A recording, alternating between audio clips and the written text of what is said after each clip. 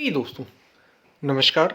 सच्चा मनुष्य जो वास्तव में सच्चा होगा वो दूसरे के दोष देख ही नहीं सकता। वो देख ही नहीं सकता दूसरे के दोष।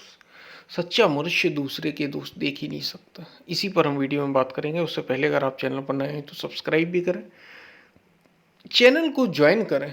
अब ज्वाइन का बटन भी ऑन हो गया, आप ज्वाइन कर सकते हैं और आध्यात्म में और गहरे तल पर जा सकते हैं। तो ज्वाइन ज़रूर करें ताकि चैनल को भी सपोर्ट हो। वीडियो जो भी पसंद आए उसे शेयर ज़रूर करें, ज़्यादा से ज़्यादा लोगों तक जितना आप शेयर कर सकते हैं शेयर ज़रूर करें। हम चलते हैं अपनी वीडियो की तरफ। जो सच्चा मनुष्य होता है वो दूसरे के दोष देख ही नहीं सकता। ये बात श्री रामकृष्ण परमहंस उन्होंने की थी। ये बात कि जो मनुष्य सच्चा होगा ना वो दूसरे के दोष देख ही नहीं सकता, देख ही नहीं सकता। और इस ये कहने में उनका बड़ा गहरा अर्थ है। जैसे संत कबीर कह रहे हैं ना, बुरा जो देखन में चला बुरा न मिलिया कोई, जो मन खोजा आपना जो दिल खोजा आपना, मुझसा बुरा ना कोई। मुझसे बुरा कोई था ही नहीं। बुरा जो देखन में चला, मैं जो बुरा देखने गया, मैंने जो बुरा देखा तो बुरा न मिलिया कोई, मुझे कोई बुरा मिला ही नहीं। मैं देखने निकल गया कि शायद कोई बुरा हो, क्योंकि मैं तो संत कबीर को जब ये लगा ना कि हर कोई बुरा है, हर कोई बुरा है, दूसरे में ही दोष है, दूसरे में ही कमी है, मैं तो ठीक हूं। उसी समय की बात है। और उसी समय वे कहते हैं कि जब मैं ऐसा देखने गया तो वे निकल पड़े कि बुरा जो देखन में चला। और एक एक के भीतर उनने जब झांका तो कोई दोषी लगा ही नहीं उन्हें, क्योंकि देखने वाले तो वे थे ना, अनुभव तो वे कर रहे थे। बुरा जो देखन में चला, उनने कहा कि वो तो सब सही है, जो अपने रास्ते पर चल रहे हैं, अपने कर्मों के अनुसार सुख दुख अनुभव कर रहे हैं, कोई दूसरा बुरा है ही नहीं। मैं फालतू में दूसरे को दोष दे रहा हूं, कभी अपने माँ को, कभी भाई को, कभी बहन को, कभी पति को, कभी पत्नी को, कभी रिश्तेदारों को, कभी दुनिया को, फालतू में दोष दे रहा हूं। सब तो सही चल रहे हैं। बुरा जो देखन में चला बुरा न मिलिया कोई, फिर मैंने क्या किया, जो मन खोजा आपना, तो पता चला मुझसा बुरा, मुझसे बुरा तो कोई है ही नहीं। और यही बात श्री रामकृष्ण परमहंस कर रहे हैं कि जो व्यक्ति दूसरे के दोष देखेगा वो सच्चा मनुष्य हो ही नहीं सकता। या ऐसे यूं कह लें कि सच्चा मनुष्य दूसरे के दोष देख ही नहीं सकता। तो संत कबीर तो सच्चे थे। और यदि आप भी दूसरे के दोष देख रहे हैं तो आप अभी सच्चे हुए नहीं, इतना तो पक्का है। मनुष्य होंगे आप, सच्चे मनुष्य नहीं। क्योंकि सच्चे मनुष्य, और ऐसा क्यों कह रहे हैं श्री रामकृष्ण परमहंस आगे भी कहते हैं, आगे भी कह रहे हैं क्योंकि दूसरे के दोष देखने के लिए समय नहीं होगा उसके पास, उसे अपने से फुर्सत नहीं होगी, वो अपने को तराशेगा, वो गुण देखता है। क्योंकि जो जो जिसमें जो देखता है वो वैसा हो जाता है। यदि आप दोष दोष कमी कमी कमी ढूंढने लग गए तो दूसरे में तो जो होगा वो होगा ही, दूसरे के साथ तो जो है वो है ही। आपके भीतर वो दोष पैदा हो जाएंगे, आपके भीतर वो कमी पैदा हो जाएगी, आप दोष और कमी से भरने लग जाएंगे। इसलिए कहा दूसरे में दोष न देखो। दूसरे में दोष देखोगे तो आप भरते चले जाओगे बुरे से, कमी से। आपके अंदर कमी आती चली जाएगी, आती चली जाएगी।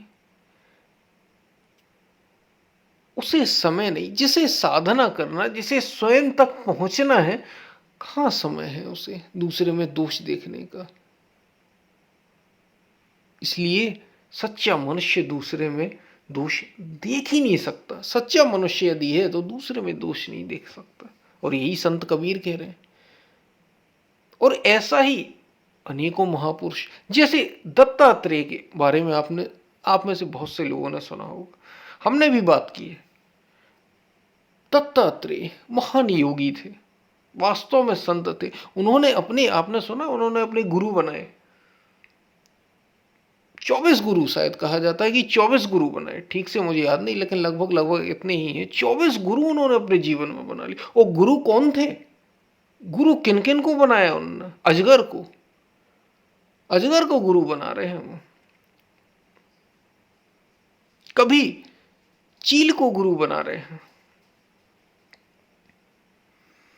कभी अजगर को, कभी चील को, कभी कुत्ते को, इनको उन्होंने गुरु बनाया।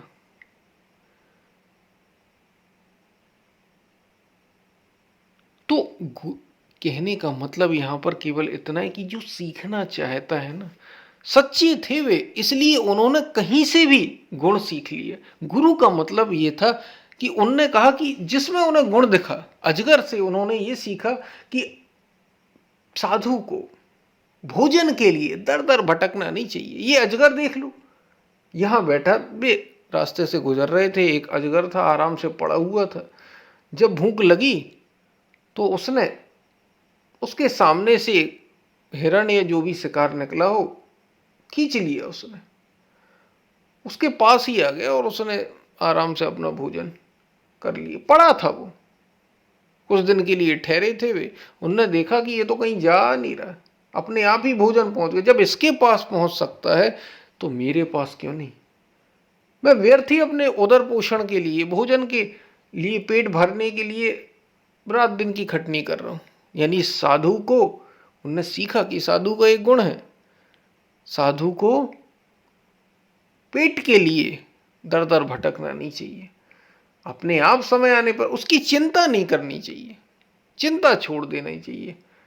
प्रकृति खुद ब खुद व्यवस्था करेगी। एक गुण तुमसे मिला अजगर से, तो उन्होंने अजगर को अपना गुरु बना लिया। ऐसे ही चील के साथ, ऐसे ही कुत्ते के साथ उन्होंने ऐसे 24 गुरु बनाए, यानी गुण देखा। अब कमी देखने अगर जाते तो क्या कमी नहीं थी? हम तो मनुष्यों में कमी निकाल लेते हैं, उन्होंने तो जानवर, एक पशु से गुण ले लिया। बस यही सच्चे मनुष्य की पहचान। इससे अंतर समझ में आ गया कि कौन सच्चा है और कौन झूठा है। तो वास्तव में सच्चे मनुष्य की पहचान ही यह है, जो दूसरे में दोष देखता ही नहीं, केवल गुण देखता है, गुणों की ही जो पूजा करता है, रात दिन गुणों के लिए ही,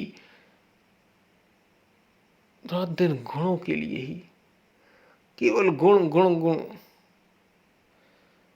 क्वालिटी देखिए किसी की, अगर आप क्वालिटी देखेंगे, एक संत ने कहा हमारे कि अगर आप किसी की गुण देखते हैं तो वो गुण आपका हिस्सा बन जाते हैं।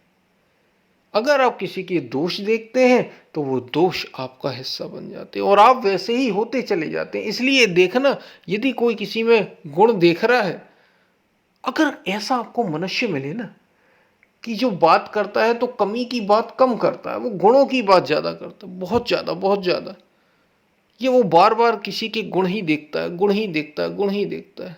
दोष भी उसे दिखते होंगे लेकिन वो उनको नजरअंदाज कर देता है, क्योंकि हर व्यक्ति में दोष है, जो जन्मा है उसमें दोष है, जो भी जन्मेगा उसमें दोष तो होगा ही। ये तो प्रकृति के गुण, वो दोष देखता ही नहीं, नजरअंदाज कर देता है। अगर आप ऐसा मनुष्य देखें तो निश्चित ही वो बहुत अच्छा साधक होगा, या हो सकता वास्तविक महापुरुष हो, या वो शानदार व्यक्ति होगा, जीवन में अपने शानदार होगा। ऐसे व्यक्ति बहुत कम होते हैं, लेकिन अगर आप ऐसे हो जाएं, इतना तो पक्का हो जाएगा कि आप सच्चे मनुष्य की भले ही न बने हो लेकिन राह पर तो चल पड़ेंगे ना। यही श्री रामकृष्ण परमहंस कह रहे हैं कि सच्चे मनुष्य की पहचान ही है कि वो दूसरे में दोष देखता है और फिर उसे दूसरे को देखने की फुर्सत ही नहीं। ये दत्तात्रेय जो कर रहे थे, इनका लक्ष्य था उस परम को पाना, अपने भीतर उस परम तत्व में स्थिति पाना, और इसके लिए उन्हें जो भी जरूरी मिला वो उन्होंने किया। उन्होंने दूसरे को दरअसल ध्यान ही नहीं दिया, उनका ध्यान तो केवल अपने को पाने पे था, बस। और जब अपने को पाने पर ध्यान होगा तो आप गुण ही तलाशेंगे किसी में, क्योंकि दूसरे को देखने का आपके पास समय ही नहीं होगा। ये तो समय की बर्बादी है। जो दूसरे पर बात करना, दूसरे के दोष देखना, समय की बर्बादी। तो गुण देखिए तो जीवन संवर जाएगा, जीवन आनंद से भर जाएगा। दोष देखेंगे तो सुंदर जीवन भी नरक हो जाएगा। इसलिए कभी भी किसी में दोष देखने से बचें। दिखाई तो देंगे ही, क्योंकि वो जो दोष होते हैं ना, वो आपके भीतर तुरंत आपको पकड़ में आते हैं। वो इसलिए क्योंकि वो आपके भीतर भी कहीं ना कहीं मौजूद होते हैं। और मन देखता ही बुरा है, आदत पड़ गई है इसको। इंद्रियां जाती ही बाहर की ओर, इससे ही तो ये चलता है। ये चारा है इंद्रियों का, मन का, इनके विचारों का। इससे ही प्रकृति चलती है। हमें दोष देखने से बचना है, हमें मनुष्य बनना है और सच्चा मनुष्य बनना है। जैसा हमारे महापुरुषों ने कहा, हमें वो मनुष्य बनना है। बड़े भाग्य मानस तन पाओ, बड़े भाग्य से इस मनुष्य का शरीर मिला, इसे सार्थक करना है। तो सच्चा मनुष्य बनना है, दूसरे के दोष नहीं, दूसरे के गुणों को देखना है। और फिर एक समय ऐसा आएगा कि गुण भी देखने की जरूरत नहीं हो जाएगी, आप ही गुणों के परे हो जाएंगे, गुणातीत हो जाएंगे। वहां तक की यात्रा हमें करनी है। इसलिए दूसरे के दोष देखने से बचें। बातें आपको समझ में आई होंगी। हम फिर मिलते हैं, तब तक के लिए धन्यवाद।